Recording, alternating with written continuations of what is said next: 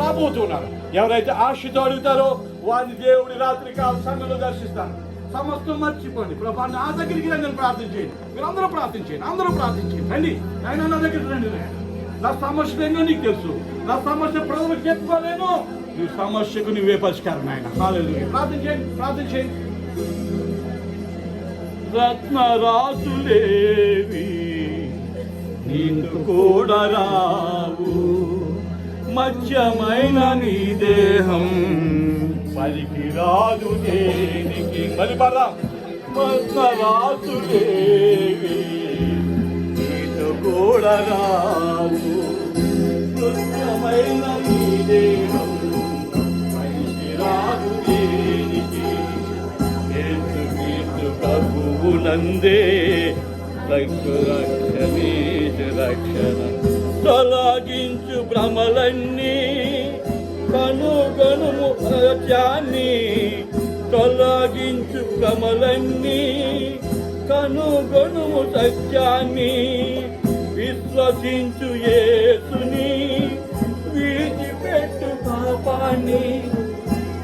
దినములు రాకముందే సర్వము కోల్పోకముందే అందత్వం కమ్మకముందే ఉగ్రత దిగి రాకముందే.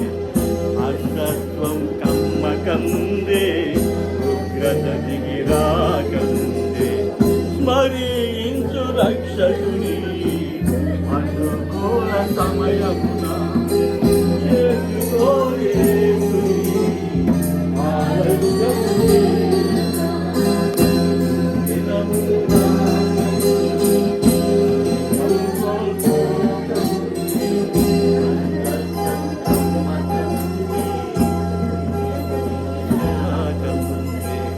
ప్రభా ఈ రాత్రి కాల సమయంలో రక్తపు ముద్రలు వారి గృహాలకి ముద్రించుకున్నప్పటికీ కూడా ఆకురాలినట్టు రాలిపోయారు.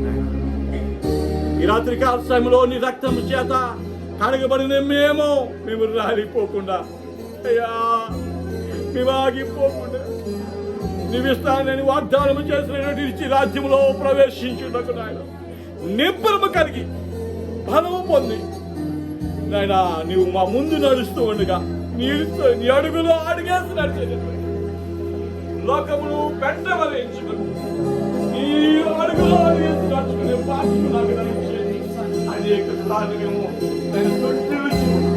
అనేక సార్లు బలహీన పడిపోతున్నాం. లోకాస్తుల వైపు మీరు చూస్తూ ఉన్నాం. నీ మీద ఆడుకోవడం లేదు నాయనా.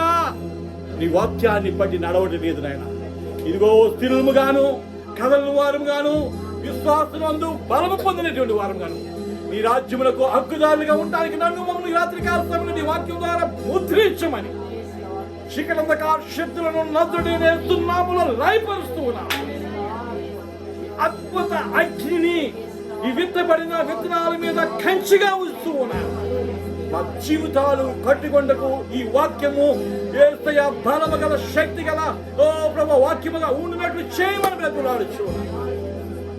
ఈ వాక్యం రాత్రి కాల సమయంలో మా బ్రతుకు యొక్క మార్గములను మార్చును గాక. ఎంతకాలము నిలువెచ్చని స్థితిలో ఉంటాం. ఎంతకాలం వ్యర్థమైన వాటి వెనుక తిరుగుతూ ఉంటాం. ఇదే మిక్కిలి అనుకూల సమయం. ఈ సమయం మళ్ళీ తిరిగిరా.